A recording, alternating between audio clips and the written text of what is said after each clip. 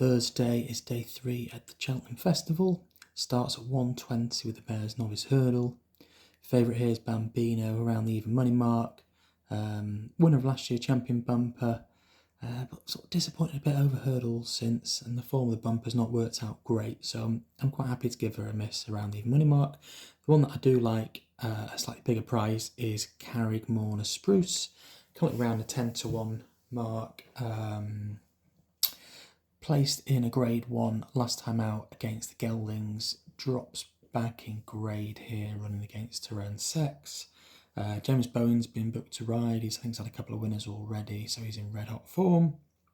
She had 9 runs under rules, never finished outside the first 3, including the runs over hurdles and bumpers. So she's ultra consistent. I think she's 10-1, fair enough, each way price. Next up is the Jack Richards Novice Chase at 2 o'clock. When looking for handicaps, they always say try and find a group horse in a handicap.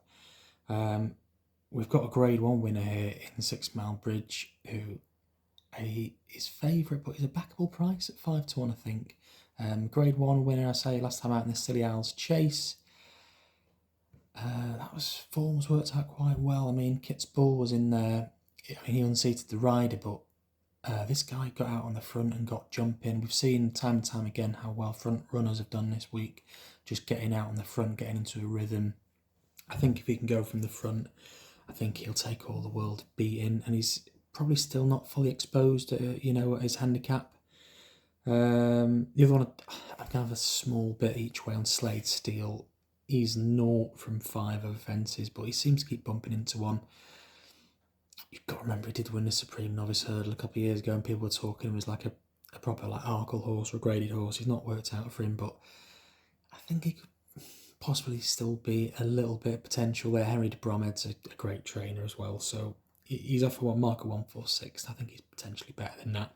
But yeah, 6 Mile Bridge will be my main selection, but I just feel like I've got to have a little bit on Slade Steel because I'll kick myself if he wins. I've not had a bet on him.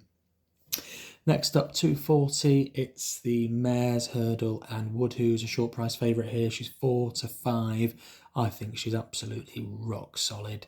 Won the Martin Pipe last year over course and distance.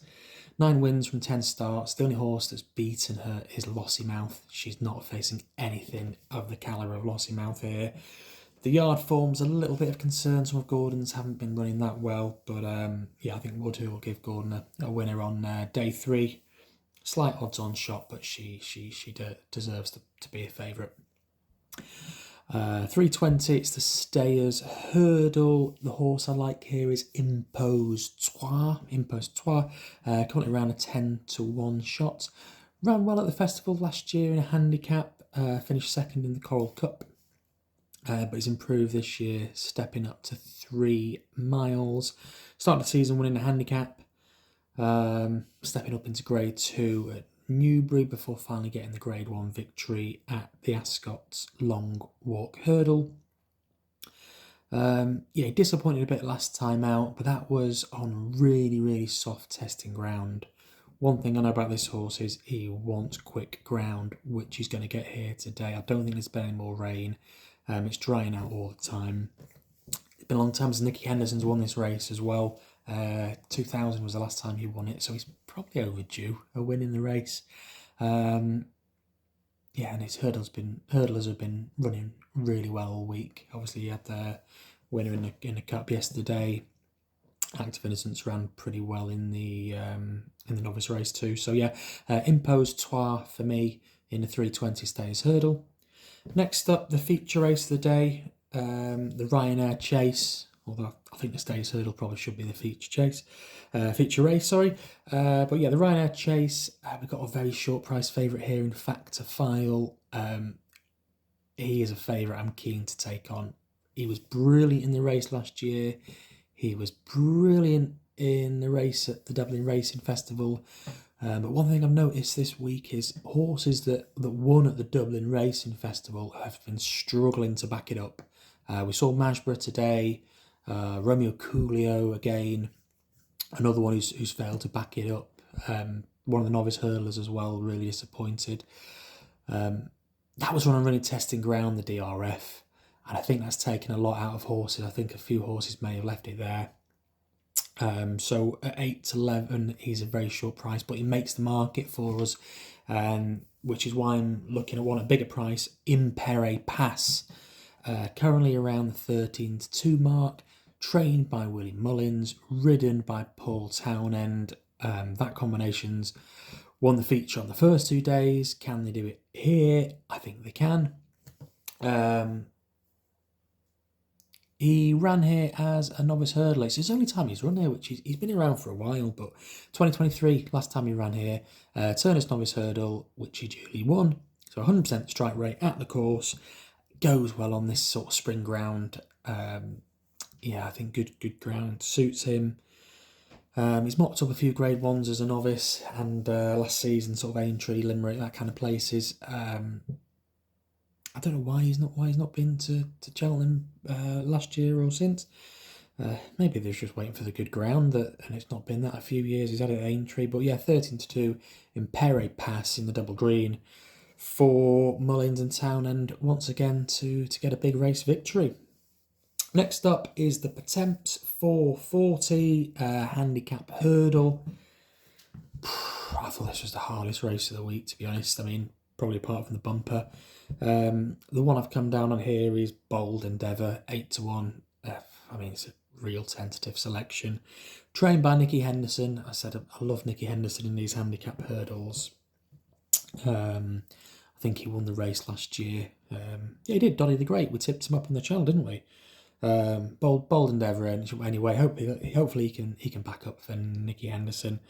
Same colours of Jinko Blue, who won the BetMGM Cup today. Same connections. Interestingly, he's ran a few times at the festival. He finished 4th in this a few years ago, and he's been dropped £13 since then, which is quite a big drop. He's come right down the handicap. Now, admittedly, he's 10 years old. Probably not as good as he used to be. He's been away with a different trainer, and now he's back with Nicky Henderson. I don't know whether that's a bit of a plot or whether that's just how things happen. But 10 stone 6, yeah, he comes off here off quite a light weight. The yard going well, the jockey's going well. I say it's a tentative selection, but 8 to 1. Bold Endeavour would be my pick in the Potemps for 440.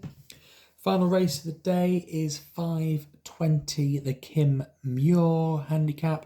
It's for amateur riders. Again, no real strong selection here, but I've come down on Sandor Clegane, 18 to 1. Trained by Paul Nolan, who had the winner in this race last year. He's run well for the festival a few times. I think he finished 3rd in the Albert Bartlett and 4th in the Brown Advisory behind Factor File that year. He won. First time cheek pieces is interesting, isn't it? Like, a few trainers have done that this week. Going to bring out a bit of life in him. I think he's yet to win over fences, which is obviously a bit of a negative. It's a massive negative, isn't it? Let's not beat around the bush. But he has been dropped a few pounds since his last handicap start. So, yeah, I say the last 2 races I think are really, really tricky. But yeah, Sandor Clegane, small stakes each way, 18 to 1. Hopefully can hit the frame. That's all for day 3 of the festival.